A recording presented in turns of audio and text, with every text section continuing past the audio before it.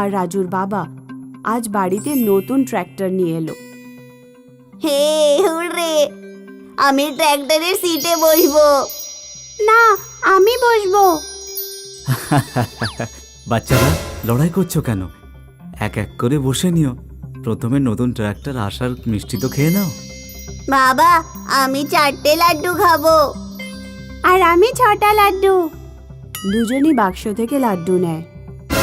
আমি না জুম্মান চাচার বাড়ি থেকে মিষ্টি দিয়ে তারপর আসছি। আরে অর্জুন সিং, এসো এসো। আরে কিসের মিষ্টি খাচ্ছ তুমি? চাচা, নতুন ট্র্যাক্টর কিনেছি আমি, তার জন্য আমি মিষ্টি খাওয়াতে এসেছি। এটা তো খুব খুশির কথা বাবা, মনে হচ্ছে তুমি খুব উন্নতি করছো।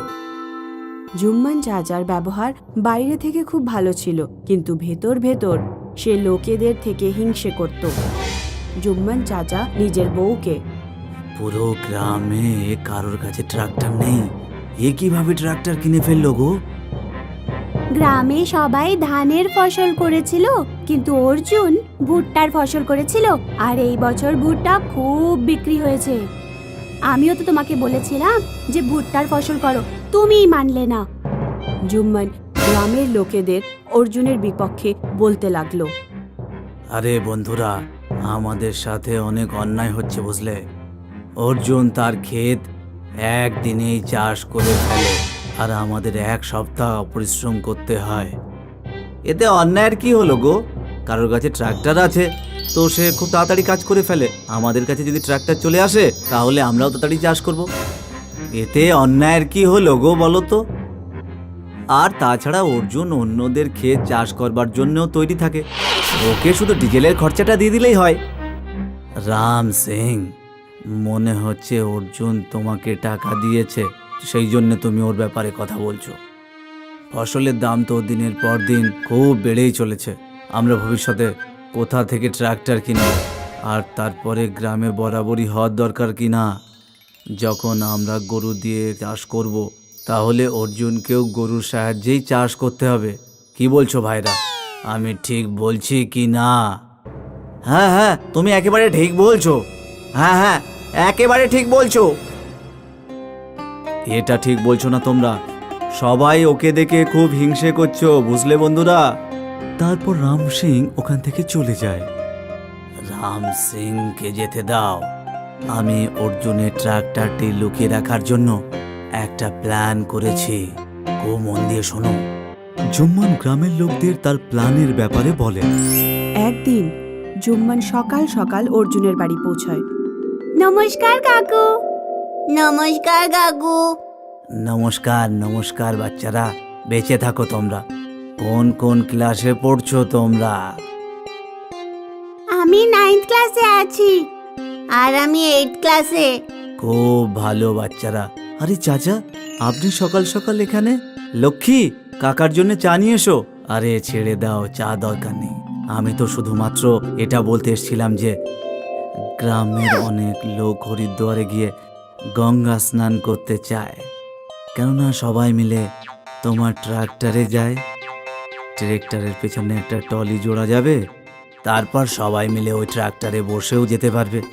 খুব ভালো কাকা, ভালো বলেছেন।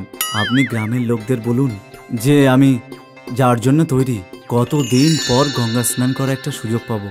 অর্জুন গ্রামবাসীকে ট্র্যাক্টরে বসিয়ে হরিদ্বার পৌঁছায়। অর্জুন গঙ্গা স্নান করতে ব্যস্ত ছিল। তখন জুম্মান চুপচাপ কিছু চোরকে ডেকে ওদেরকে ট্র্যাক্টর বিক্রি করে দেয়, আর তারপর গঙ্গায় এসে চান করতে থাকে। কিছুক্ষণ পরে যখন অর্জুন ফেরত আসলো, তখনও দেখলো ট্র্যাক্টর গায়েব হয়ে গেছে। আরে ট্র্যাক্টর কোথায় চলে গেল? আরে শোনো গ্রামের লোকজন, আমার তাড়াতাড়ি এখানে এসো, আমার ট্র্যাক্টর খুঁজে পাচ্ছি না। আরে ট্র্যাক্টর কোথায় চলে গেল?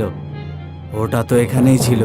জুম্মান আর বাকি গ্রামবাসীরা ট্র্যাক্টর খুঁজতে নাটক করতে শুরু করলো। হে ভগবান, এটা কি হলো গো? এত দামি একটা ট্রাক্টর আমি হয়তো আর কোনোদিন কিনতেই পারবো না। ঈশ্বরের যা ইচ্ছা বাবা, এখন আমাদের বাড়িতে যাওয়া উচিত। ট্রাক্টর গেল তো কোনো ব্যাপার না, নাঙল দিয়েই ক্ষেত তৈরি করো। অর্জুন পুলিশ কমপ্লেন করে গ্রামে ফেরত চলে আসে। ও রোজ টেলিফোন করে ট্র্যাক্টরের ব্যাপারে খোঁজ নিত, কিন্তু ট্র্যাক্টর পাওয়ার কোনো সূচনা ছিল না। একদিন যখন অর্জুন নিজের ক্ষেতে বসে কাঁদছিল, তখন একজন দেবী প্রকট হলেন। আমি ভূমির দেবী। তোমার কি হয়েছে? কেন কাঁদছো? অর্জুন দেবীকে সব কথা বলে। দেবী অর্জুনকে একটা জাদুই ট্র্যাক্টর দিল। এই ট্র্যাক্টরে ডিজেল বা কোনো রকমের তেল দেওয়ার দরকার নেই, এটা এমনিতেই সব সময় চলতে থাকবে। এরকম বলে দেবী গায়েব হয়ে যায়। অর্জুন জাদুই ট্র্যাক্টর পেয়ে খুব খুশি হলো। ওইদিকে একদিন ঘাস কাটার মেশিন থেকে যখন জুম্মান চাচার হাত কেটে গেল, কিন্তু ও তখন হাল জোততে পারতো না, তাই ও বাড়িতেই শুয়ে থাকতো। তোমরা ওর ট্রাক্টর গায়েব করিয়েছিল। ও এখন জাদুই ট্রাক্টর পেয়েছে, যার মধ্যে ডিজেলের দরকার পড়ে না, আর ও গ্রামবাসীদেরও সহায়তা করে। ওই সময় অর্জুন জুম্মান চাচার বাড়িতে আসে। চাচা, আপনার হাত চলে গেছে, কিন্তু কোনো চিন্তা করার দরকার নেই। আমি আপনার ক্ষেত আমি নিজের জাদু ট্রাক্টর দিয়ে চাষ করব। অর্জুনের ভালো ব্যবহার দেখে জুম্মান নিজের ওপরে খুব লজ্জা পায়। আমাকে মাফ করে দাও বাবা, আমি তোমার পুরনো ট্রাক্টর গায়েব করিয়ে দিয়েছি। আমি খুব হিংসায় ভরে উঠেছিলাম। আমি তোমার সাথে কি অন্যায় করেছি, তারপরেও তুমি আমার সাহায্য করতে চাইছো। আমাকে ক্ষমা করে দাও বাবা। কোনো ব্যাপার নেই কাকা, এবার সব কিছু ঠিক হয়ে গেছে। আর তারপরে আপনারও নিজের ভুলটা বুঝতে পেরেছেন। এর থেকে আর আমার কি চাই বলুন? মণিগঞ্জ নামে এক গ্রাম ছিল। গ্রামের প্রধান বাবু খুব রাগী মানুষ ছিলেন। বেইমানি যে করত তাকে কঠিন সাজা দিতেন। গ্রামে রাধেশ্যাম নামের একজন বাসনওয়ালা বাস করত। বাবা, মা গামলা দিতে বলেছে দিদিকে মাথায় মারার জন্য। আমার মাথায় মারার জন্য নয়, ওর মাথায় মারার জন্য চাই। আরে সেই দিনই তো আমি একটা গামলা দিয়েছিলাম, আজকে আবার চাই? ঠিক আছে, এটা নিয়ে যা। রাধেশ্যামের দুজন ছেলে মেয়ে ছিল, বাবলু আর চিঙ্কি। বাড়ি আর দোকান আশেপাশেই ছিল, এই জন্য দুজন সব সময় দোকানের দিকেই চলে যেত। বাবা, মা একটা চিমটা চেয়ে পাঠিয়েছে বাবলুকে মারার জন্য। না বাবা, চিঙ্কি দিদির নাক টিপে ধরার জন্য চেয়ে পাঠিয়েছিল। আরে তোদের মা তো মনে হচ্ছে পুরো দোকানটাই খালি করে দেবে। কালকেই তো একটা গামলা দিয়েছিলাম, আজকে আবার চিমটে চাই। সব জিনিসপত্র যদি বাড়িতেই ব্যবহার করে নাও, তাহলে ক্রেতাকে আমরা কি দেবো? এই নাও চিমটে। আরে বাবা, মা বলেছে সন্ধেবেলা 1 কেজি জিলেপি নিয়ে আসতে বাড়িতে।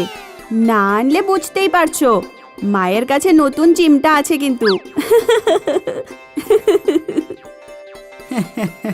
যা তোরা সবাই এখান থেকে, এরা একেবারে ওর মায়ের মতো হয়েছে। রাধেশ্যামের দোকান খুব ভালো চলতো। সে তার বউ আর বাচ্চাদের নিয়ে সুখে দিন কাটাচ্ছিল। কিন্তু ওর সুখের জীবনে ভগবান দাসের কুনজর পড়ল। ভগবান দাস নিজের পরিবারের সাথে গ্রামে নতুন নতুন এসেছিল। সে একটা ব্যবসা করার কথা ভাবছিল। এই গ্রামে তো মিষ্টির অনেকগুলো দোকান আছে দেখছি, আর মুদিখানার দোকানও তো অনেকগুলো আছে, কিন্তু বাসনপত্রের দোকান শুধুমাত্র একটাই আছে। আমার মনে হচ্ছে একটা বাসনপত্রের দোকানই ওপেন করা দরকার। ভগবান দাস দোকান খুলে নিল, কিন্তু তার দোকানে বাসনপত্র কিনতে কেউ যাচ্ছিল না। সবাই রাধেশ্যামের দোকানেই যাচ্ছিল। দীপাবলিও চলে আসছে, আর একটা বাসনপত্র বিক্রি হচ্ছে না। এর আগে তো এই রাধেশ্যামকে রাস্তা থেকে হাঁটাতে হবে। এমন একটা চক্রান্ত করব না যে গ্রামে থাকতে পারবে না। একদিন অনেক রাত্রে যখন রাধেশ্যাম দোকান বন্ধ করে বাড়িতে ফিরছিল, ভগবান দাস তখন নিজের বেশ বদলে রাধেশ্যামের দোকানে যায়। আরে সোনুদা, রাধেশ্যাম আমার পাশেই থাকে বুঝলে। আমি তোমার ব্যাপারে অনেক নাম শুনেছি। আমার মেয়ের বিয়ে কিছুদিন পর, আমার অনেক বাসনপত্র দরকার বুঝলে। হ্যাঁ, পাওয়া যাবে। ভগবান দাস রাধেশ্যামের কাছ থেকে থালা বাসন কিনে নেয় আর নিজের বাড়িতে নিয়ে যায়। আর ও রাধেশ্যামের কাঁসার বাসনের মতোই লোহার সস্তা আর ডুপ্লিকেট বাসন তৈরি করে, আর তার ওপর পিতলের পালিশ করে দেয়। তারপর 2 দিন পর ও সারা বাসন নিয়ে রাধেশ্যামের কাছে পৌঁছয়। শোনো দাদা, ছেলের বাড়ির লোক এই বাসনপত্র পছন্দ করেনি। আমি ক্ষমা চাইছি, আপনি বাসনপত্রগুলো ফিরিয়ে নিন আর আমার টাকা পয়সাগুলো ফিরিয়ে দিন। আর আপনি তো বুঝতেই পাচ্ছেন মেয়ের বিয়েতে কত টাকা পয়সা খরচা হয়। রাধেশ্যাম বাসন ফিরিয়ে নিয়ে ভগবান দাসের টাকা ফিরিয়ে দেয়। রাধেশ্যাম কিচ্ছু জানতো না যে তার কাছে ডুপ্লিকেট বাসন চলে এসেছে। লক্ষ্মী পুজোর সময় আসে। রাধেশ্যামের সব কাঁসার জিনিসপত্র বিক্রি হয়ে যায়। কিছুদিন পরই বাসনের রং চড়তে শুরু করে। আরে এটা তো লোহা মনে হচ্ছে, রাধেশ্যাম আমাদের ঠকাচ্ছে। গ্রামের লোক রাধেশ্যামের ব্যাপারে প্রধান বাবুর কাছে নালিশ করে। রাধেশ্যাম, গ্রামের একটা নিয়ম আছে, যদি কোনো দোকানদার কোনো ক্রেতাকে ঠকিয়ে থাকে তাহলে গ্রাম ছাড়তেই হবে। এবার তুমি আর এই গ্রামে থাকতে পারবে না, আর জরিমানা হিসেবে 50,000 টাকা দিতে হবে তোমাকে। রাধেশ্যাম তার দোকানের সব মালপত্র এবং নিজের বাড়ি বিক্রি করে কোনো প্রকারে জরিমানার টাকা দেয় আর নিজের পরিবারকে নিয়ে অন্য গ্রামে চলে যায়। বাবা, এবার আমরা কোথায় যাব? জানি না মা, আমি তো এখানে আশেপাশে কোনো আত্মীয় স্বজনকেও চিনি না। তুমি এই ব্যাগ ভরে কি নিয়ে যাচ্ছ বলো তো? আমি কিছুটা চাল আর একটা পাত্র নিয়ে এসেছি। যদি রাস্তায় কোথাও আগুনের ব্যবস্থা হয় তাহলে ভাত রান্না করে নেব। রাধেশ্যামের পরিবার সারা দিন হাঁটতে থাকলো। যখন অন্ধকার হয়ে এলো তখন ওরা এক গাছের তলায় গিয়ে বসলো। বাচ্চারা, যদি আমাদের খারাপ সময় আসে তাহলে আমাদের হাসি খুশিতে কাটাতে হবে, কারণ খারাপ সময়ও জীবনের একটা অংশ। যতক্ষণ না পর্যন্ত আমরা কোনো রকম আশ্রয় খুঁজে পাচ্ছি ততদিন এই যাত্রাটাকে একটা ছোট্ট ট্রিপ বলে মনে করো। রাধেশ্যামের বউ আগুন জ্বালিয়ে ভাত রান্না করতে থাকে। একজন বয়স্ক লোক ওদের কাছে আসে। বাবা, আমি আর আমার বউ 5 দিন ধরে কিচ্ছু খাইনি। পাত্রের ভাতগুলো আমাকে দিয়ে দাও, না হলে আমার বউটা যে মারা যাবে। বাবা, আমাদের কাছে তোমাকে দেওয়ার কিচ্ছুই নেই। আমার মনে হয় এই বয়স্ক লোকটা আমাদের থেকেও বেশি ক্ষুধার্ত। আমাদের ওনাকে ভাত দিয়ে দেওয়া উচিত। কিন্তু আমাদের বাচ্চারা কি খাবে? মেয়ে, কালকে জঙ্গলে গিয়ে কিছু না কিছু খাবার ব্যবস্থা করে নেব। ঈশ্বরের উপর ভরসা করো, ওনার ভাতের বেশি প্রয়োজন, আর যার সত্যি ভাতের প্রয়োজন তাকে সাহায্য করা উচিত। রাধেশ্যাম বয়স্ক লোকটাকে চাল আর পাত্র দুটোই দিয়ে দেয়। ওই দিন রাত্রে রাধেশ্যামের পরিবার খালি পেটে ঘুমিয়ে পড়ে। সকালে ঘুম ভাঙতেই বাবলু আর চিঙ্কি কাঁদতে থাকে।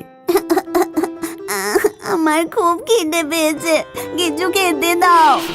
রাধেশ্যাম খাবারের খোঁজে জঙ্গলের দিকে যায়। সে জঙ্গলে ওই বয়স্ক লোকটাকে দেখে, যাকে গত রাতে ভাত খেতে দিয়েছিল। কাল রাত্রে আমাদের 20 বছর আগের পুরনো ছেলেটা ফিরে এসছে। তুমি আমাকে অনেক সাহায্য করেছো, তার জন্যে আমি তোমাকে এই প্রেসার কুকারটি দিচ্ছি। রাধেশ্যাম কিছু বলার আগেই ওই বয়স্ক লোকটা ওখান থেকে চলে যায় কুকারটা দিয়ে। আরে এই বাবা, কুকার দিয়ে আবার কোথায় চলে গেল? এই খালি কুকার নিয়ে আমি কী বা করব? যদি দেওয়ারই ছিল তাহলে কিছু খাবার দিয়ে যেত আমাকে। জঙ্গলে রাধেশ্যাম একটা পুকুর দেখতে পেল। তাতে কিছু পদ্মফুল ফুটেছিল। রাধেশ্যাম পুকুর থেকে পদ্মফুল গাছ তুলে আনে। এই পদ্ম ফুলগুলো ছাড়া জঙ্গলে আর কিছুই পেলাম না। আর এই কুকারটা কোথায় খুঁজে পেলে? কালকে যে বয়স্ক লোকটা আমাদের কাছে এসেছিল উনি এই কুকারটা আমাকে দিয়েছেন। পদ্ম ফুলগুলো কুকারে সিদ্ধ করো, তারপরে খাওয়া যাবে। কয়েকটা সিটি দেওয়ার পর যখন রাধেশ্যামের স্ত্রী কুকার খুলল তখনও খুব অবাক হয়ে গেল। পদ্ম ফুল সোনার হয়ে গিয়েছিল। আরে এটা কিভাবে সম্ভব? রাধেশ্যাম কুকারে অন্য কিছু সেদ্ধ করতে দেয়। যা কিছু ওই কুকারে দিয়ে সেদ্ধ করত ব্যাস সোনায় পরিণত হতো। রাধেশ্যামের পরিবার পাশের একটা গ্রামে গিয়ে থাকতে শুরু করে। সোনা দেওয়া কুকারের সাহায্যে রাধেশ্যাম একটা সোনার দোকান খুলে দেয়। মণিগঞ্জ গ্রামে সোনা দেওয়া কুকারের ব্যাপারটা সবাই জেনে যায়। রাধেশ্যাম আমাদের প্রতিবেশী ছিল, শুনেছিলাম ও নাকি অনেক বড় মানুষ হয়ে গেছে। কিন্তু উনি আজও লোকেদের সাহায্য করেন। ভগবান দাস রাধেশ্যামের ব্যাপারে জানতে পারে। পরের দিনই ও রাধেশ্যামের কাছে গিয়ে পৌঁছায়। আমি দাদা আপনার অনেক নাম শুনেছি। আমার বউর খুব শরীর খারাপ, ওর চিকিৎসা হচ্ছে না, ও মারা যেতে পারে। আমি ওকে চিকিৎসার জন্য শহরে নিয়ে যাচ্ছি। ব্যাস একদিনের জন্য আপনি আপনার সোনা দেওয়া কুকারটা যদি দিতেন, চিকিৎসা হয়ে যাওয়ার পরে আমি আপনাকে ফিরিয়ে দেব। রাধে শ্যাম ভগবান দাসের ওপর ভরসা করে ওকে কুকার দিয়ে দেয়। ভগবান দাস দৌড়তে দৌড়তে কুকার তার গ্রামে নিয়ে যায়। রাধেশ্যাম লোকটা সত্যিই খুব বোকা।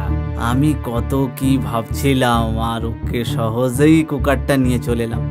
এখন আমি এতে আলু দিয়ে সিদ্ধ করব, আলু সোনার হয়ে যাবে। ভগবান দাস আলু নিয়ে কুকারকে আগুনে বসিয়ে দেয় আর তাতে সিটি আসার অপেক্ষা করতে থাকে। সিটি চলে আয়, চলে আয়, সিটি দে তাড়াতাড়ি, হ্যাঁ তাড়াতাড়ি দে। কিন্তু কুকারে সিটি পড়ে না আর এক ভয়ঙ্কর বিস্ফোরণ হয়। আর ওই বিস্ফোরণে ভগবান দাসের মুখ কালো হয়ে যায় আর কাঁদতে থাকেও। আরে এটা কি হচ্ছে? কেউ ঠিকই বলেছিল, লোভে পাপ আর পাপে মৃত্যু।